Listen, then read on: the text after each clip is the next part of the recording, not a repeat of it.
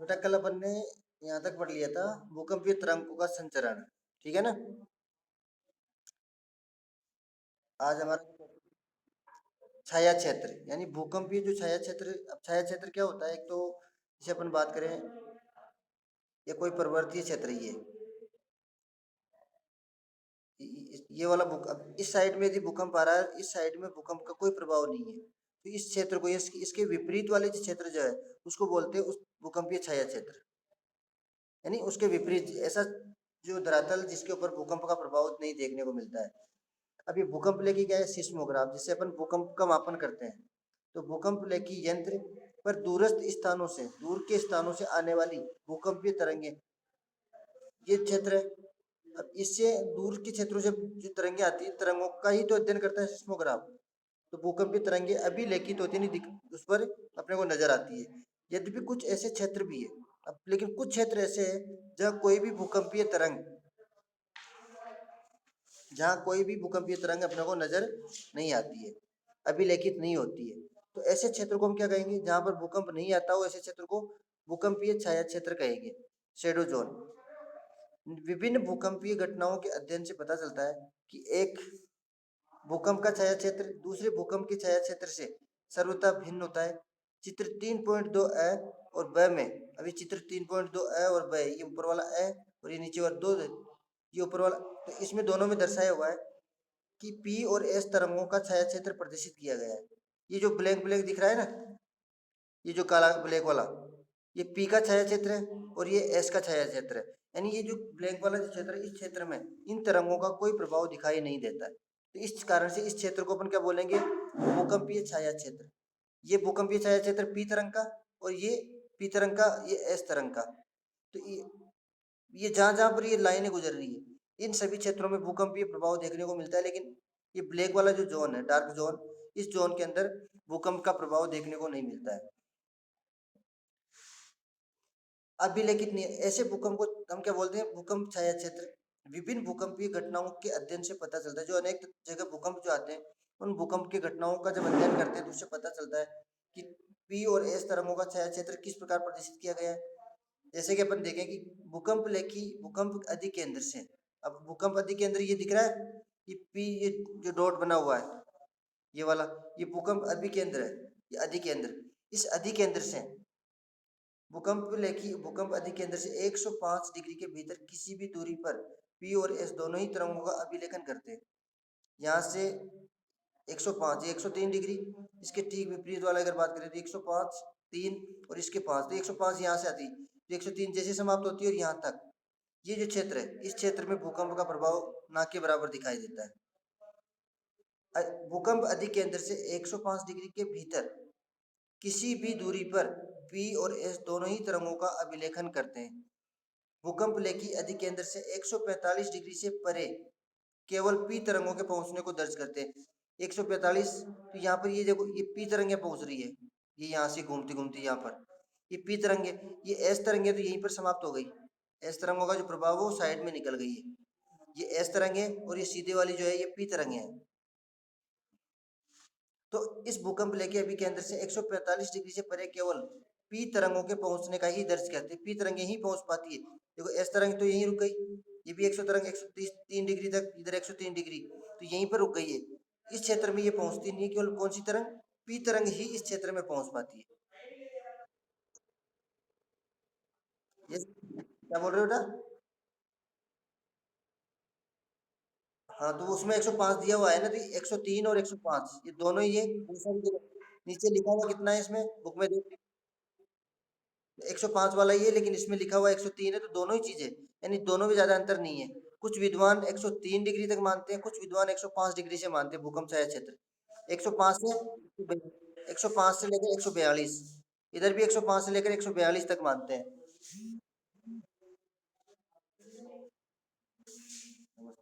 तो बना दी, बैठो जल्दी। तो ये वाला जो 105 डिग्री से लेकर 142 डिग्री तक का जो क्षेत्र है, इसको अपन क्या बोलेंगे? भूकंप छाया क्षेत्र, यानी ऐसा क्षेत्र जहां पर भूकंपीय तरंगों का प्रभाव देखने को नहीं मिलता है। नेक्स्ट देखते हैं, एस तरंगों को अभिलेखित नहीं करते, यानी एस तरंगे यहाँ पर केवल यहाँ तक ही नजर आती है, इसके बाद में नजर नहीं आती है। अतः वैज्ञानिकों का मानना है कि भूकंप अधिकेंद्र से 105 से लेकर 145 के बीच का क्षेत्र, अब यहाँ पर जो 142 है तो ये 145 तक आ जाता है। अगर 105 से काउंट करते तो 145 पहुंचा दो, और 103 से करते तो 142 पहुंचा दो, इतना ही अंतर है दोनों में। यानी 105 से 145 के बीच का क्षेत्र जहाँ कोई भी भूकंपीय तरंग अभिलेखित यानी उस क्षेत्र में अपना प्रभाव नहीं दिखाती है।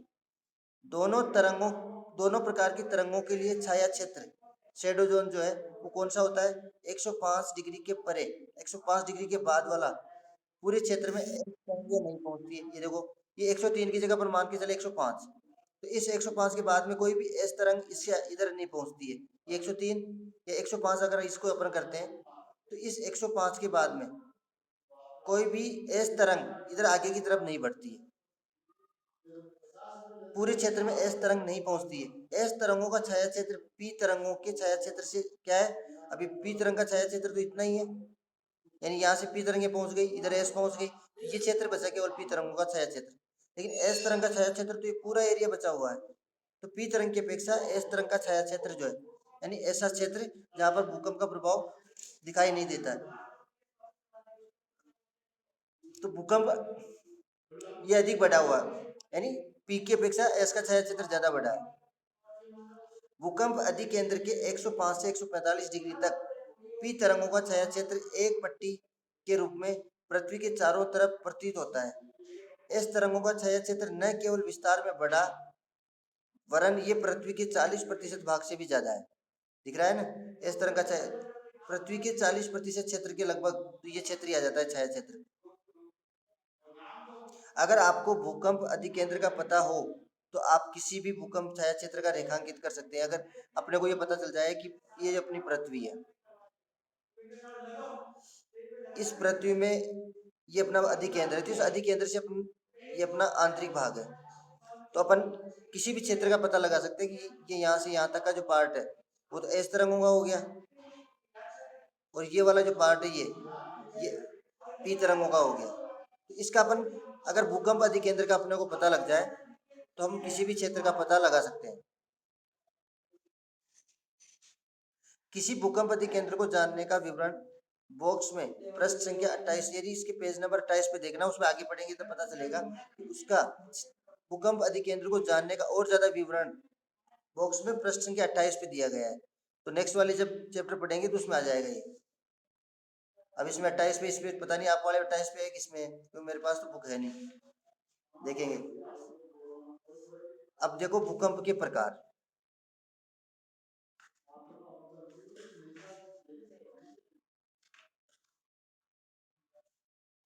सामान्यतः विवर्तनिक यानी टेक्टोनिक, जो आंतरिक धरातल पर चट्टानों में जो हिलना डुलना होता है, टूट फूट होती है, उसको बोलते हैं टेक्टोनिक या विवर्तनिकी। तो सामान्यतः विवर्तनिकी भूकंप ही अधिक आते हैं। विवर्तनिकी भूकंप यानी चट्टानों के टूटने फूटने से जो भूकंप उत्पन्न होते हैं वो ज्यादा होते हैं। ये भूकंप भ्रंश स्थल के किनारे चट्टानों के सरक जाने के कारण, किसके कारण, चट्टानें जब आपस में इधर से उधर खिसक जाती है तो उस खिसकने के कारण जो कंपन उत्पन्न होता है, उस कंपन से इन भूकंपीय तरंगों का उत्पादन या उद्भेदन होता है। ये तरंगे इसी चट्टानों के टकराने की वजह से निकल कर आती है। एक विशिष्ट वर्ग के विवर्तनिकी भूकंप को ही ज्वालामुखी जन्य भूकंप समझा जाता है। इसने कहा है कि एक विशिष्ट वर्ग जो है उसमें जो आंतरिक हलचलें होती है धरातल के अंदर, तो भूकंप को ही ज्वालामुखी जन्य भूकंप समझा जाता है। ये भूकंप अधिकांशतः कौन से है, सक्रिय ज्वालामुखी। अब सक्रिय ज्वालामुखी अपन किसको कहेंगे, हम जो ज्वालामुखी जो है वो दो प्रकार के हैं, एक तो होता है निष्क्रिय, निष्क्रिय ज्वालामुखी, और एक होता है सक्रिय ज्वालामुखी। अब निष्क्रिय ज्वालामुखी तो वो होता है जैसे एक बार इस धरातल से क्या हुआ, ये उद्गार हुआ और कुछ समय तक ये उद्गार होके और ये बिल्कुल ठंडा हुआ और ये बिल्कुल समाप्त। एक होता है कि ये अपना धरातल है, उस धरातल से कोई ज्वालामुखी का उद्गार हुआ और ये उद्गार लगातार लगातार थोड़ा इसमें से हमेशा ही चलता रहता है, ये बंद ही नहीं होता है।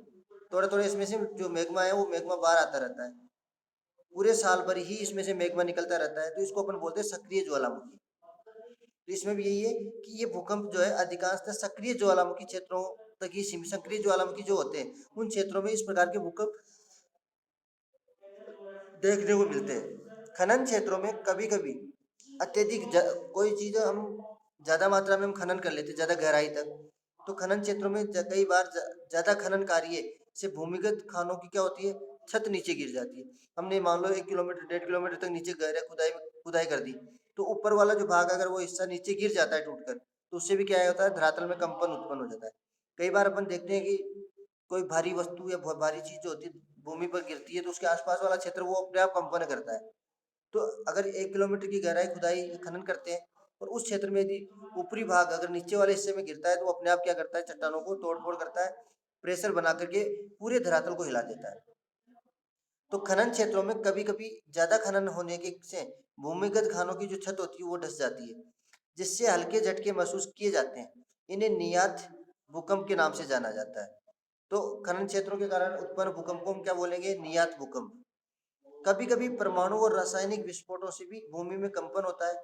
इस तरह के झटकों को विस्फोट भूकंप कहा जाता है। कई बार हम परमाणु विस्फोट करते हैं, बहुत सारे आविष्कार करते हैं, उन आविष्कारों से जो विस्फोट करते हैं उस विस्फोट से भी भूमि में कंपन उत्पन्न होता है, तो उसको अपन विस्फोट भूकंप के नाम से जानते हैं।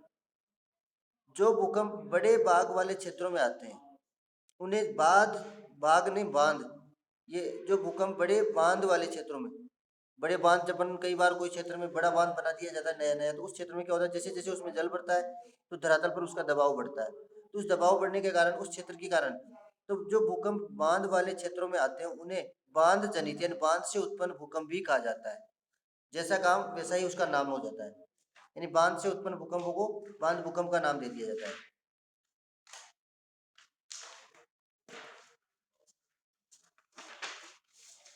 नेक्स्ट अपना है भूकंप की माप।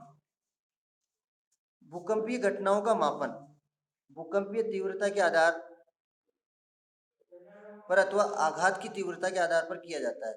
भूकंपीय तीव्रता की मापनी रिएक्टर स्केल। अब भूकंप कितनी तीव्र गति से आया उसको मापने के लिए, इसको अंडरलाइन कर लेना बेटा, कि भूकंपीय तीव्रता को मापने के लिए किस यंत्र का प्रयोग किया जाता है, तो वो होता है रिएक्टर स्केल के नाम से उसको जानते हैं।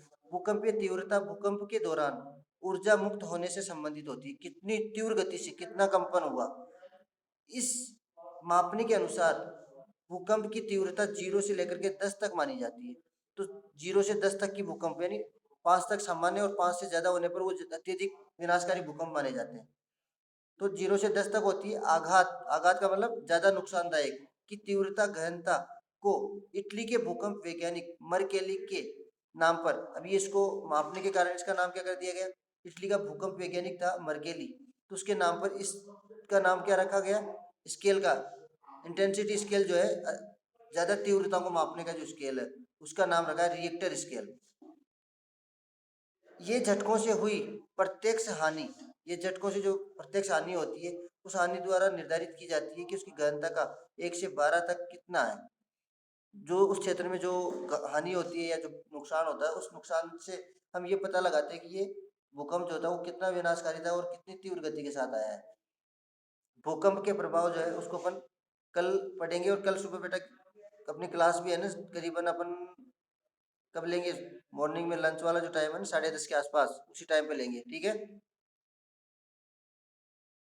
मोहित।